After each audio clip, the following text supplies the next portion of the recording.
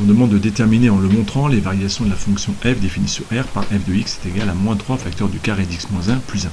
Il s'agit ici d'effectuer la démonstration rigoureuse pour déterminer les variations de f et pas simplement utiliser les résultats qu'on connaît sur la forme canonique. On attend là, dans cette question, une démonstration algébrique rigoureuse. Mettez cette vidéo en pause si vous n'avez pas fait cet exercice, la correction va arriver. Le seul élément que nous connaissions, nous, c'est les variations de la fonction carré. Or, ici, dans ma fonction, nous avons le carré de x moins 1. Et donc, il va nous falloir nous positionner pour la valeur qui va annuler cette valeur ici de x moins 1. Donc, c'est la valeur 1 qui va être la valeur frontière. En fait, c'est la valeur de alpha. Alpha est égal à 1. Et donc, nous allons déterminer les variations de cette fonction f sur deux intervalles, sur moins l'infini 1, et après nous le ferons sur 1 plus l'infini.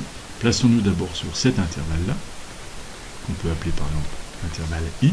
Nous allons prendre deux réels a et b qui appartiennent à i, c'est-à-dire on va prendre deux réels a et b qui sont plus petits que 1. Et l'idée va être, d'étape en étape, de retrouver cette expression-là. Comme on ne connaît que la variation de la fonction carré, l'idée va être déjà de dire que ceci est équivalent à dire que a moins 1 est inférieur à b moins 1 et inférieur à 0. On a donc cette inéquation-là est équivalente à celle-ci. Et là, on connaît les variations de la fonction carré pour les valeurs négatives, et on sait que si on a a moins 1 qui est inférieur à b moins 1 qui est inférieur à 0, alors ça, cela implique que le carré de a moins 1 est supérieur au carré de b-1 supérieur à 0, car la fonction carré est décroissante sur R-. Attention ici, on ne met pas d'équivalent ici, puisque cette ligne-là implique celle-ci, mais celle-ci n'implique pas nécessairement celle-là. Une application nous suffit. Donc nous avons le carré de a-1 supérieur au carré de b-1. Nous avons donc déterminé cette première partie de mon expression. Il va falloir maintenant multiplier par moins 3. Donc ceci, maintenant, on retourne à une équivalence.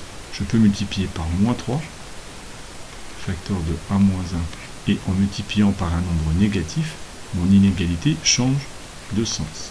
Je redeviens négatif, puisque quand on multiplie une inégalité à gauche et à droite par un nombre négatif, l'inégalité change de sens.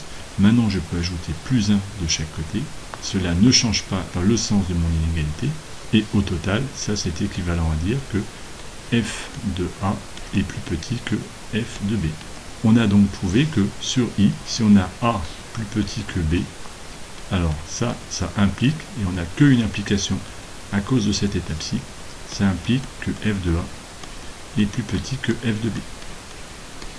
Les antécédents et les images sont rangés dans le même ordre. Cela veut dire donc que f est une fonction croissante sur i. On pourrait procéder à la même démonstration sur l'intervalle 1 plus l'infini.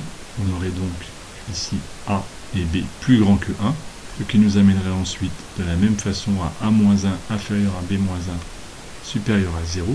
Et comme tout est positif, cela ça implique que, comme la fonction carré est croissante sur R+, alors on aurait cette inégalité-là, 0 inférieur au carré d'A-1 inférieur au carré de B-1, puis en multipliant par moins 3, qui est toujours un nombre négatif, cela change le sens de mon inégalité qui redeviendra strictement supérieur ici, et en ajoutant 1, cela ne change rien, on arrivera à ça, et là cela prouverait que f de a est plus grand que f de b.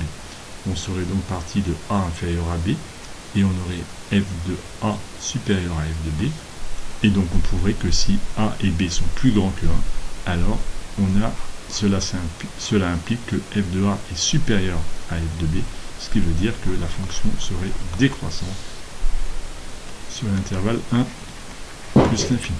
Cette démonstration est terminée.